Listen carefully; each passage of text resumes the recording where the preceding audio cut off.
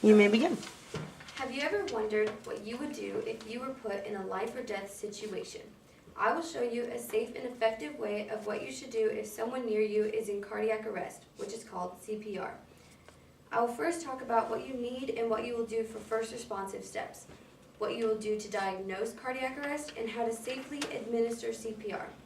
When giving CPR, you must be helping a patient who is in cardiac arrest, although many people who have no training do not fully understand what cardiac arrest is. Things you will need before you actually give CPR are you'll need a patient, pretty much a patient and yourself are the only essential things that you have to have. But things that are helpful would be a towel or material to put your knees on because it may not seem like it, but the ground does hurt after a while. You'll want a breathing barrier, something that you don't have to go mouth to mouth with because it's not always actually very effective because air goes other places. That's pretty much all you'll need, but if you're in a place where you have materials such as gloves or an AED or anything medically helpful, it's always a good thing to have. Okay, so the first step in actually doing CPR is whenever you see someone that looks unconscious, you want to scan the scene because although things may look safe, they aren't always. An unsafe scene would be like if someone's in water and there's wires or something around, that's an unsafe scene and you don't want to start CPR there. But if the scene does look safe and you're looking around and they're just on concrete, or even concrete though can also be a problem because you don't want to hit their head on the concrete, so you maybe want to move them to the grass or somewhere that they would softly be able to give CPR. But you want to do that quickly, so if there's no grass around, you'll have to work with what you have because giving CPR when you first see the person is like the easiest way. First is more effective. So the second thing you'll want to do is check your patient. So the patient may actually just be sleeping. So you want to go over to them and say, hey, are you okay? Are you awake? What's your name? Things like that. Those are always helpful.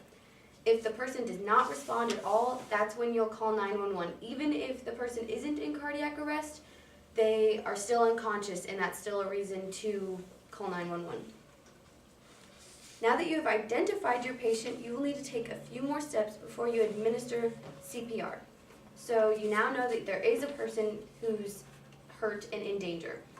So things you'll want to do before you actually give CPR is you need to get on your knees right beside your patient. You want to be on the side of them so that you can actually safely give compressions.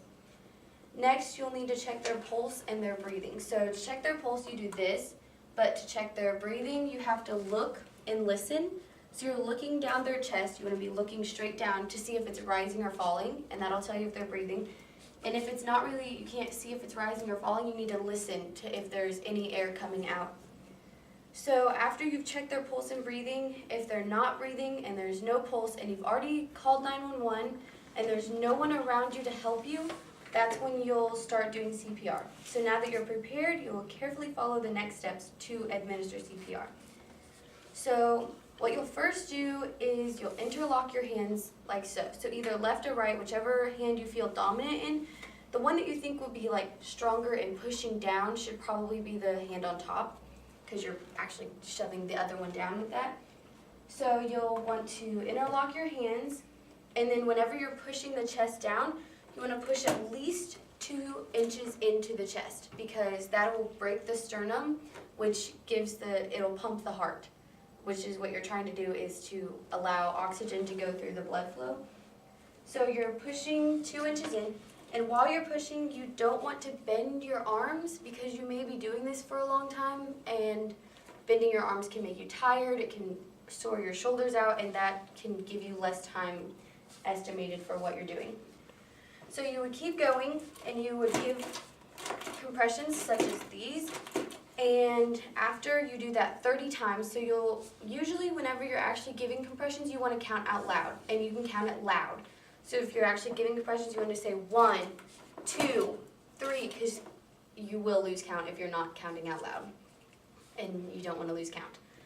So after you've given your 30 compressions, your next step would be to take your breathing barrier or if you don't have one, you'll have to actually breathe into the person's mouth.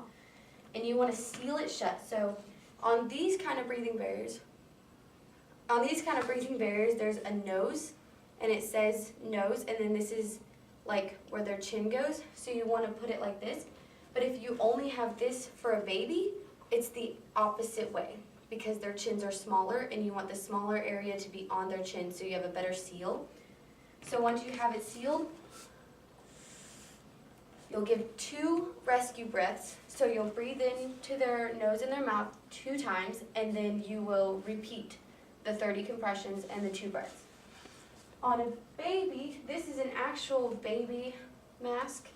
So this has a little filter on it, but this one does not, because you're really trying to get oxygen to the infant. And although these are effective, an actual EMS shield looks like this.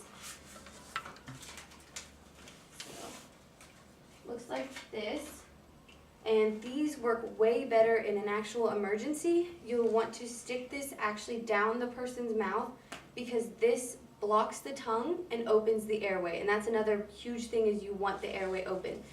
So if you think that the airway isn't open, and you think something's maybe blocking it after you've looked and you've addressed the person, then usually rescue breaths and breathing isn't going to help if the airway is blocked. Now you've seen your complete and effective way to perform CPR on a person. You'll want to continue CPR until signs of life. So if the person begins breathing again, if something seems like they're alive again, an AED becomes available, which is basically an emergency shock. Someone else takes over your CPR because you've been doing it for too long. EMS comes, which is the emergency. You become too tired, or your scene becomes unsafe. Always keep in mind your first response steps and what to do before CPR in the detailed process. CPR may not be a skill used often, but when it is, it can be life-saving. Thank you very much. Let's give her a round of applause. Thank you, Abby.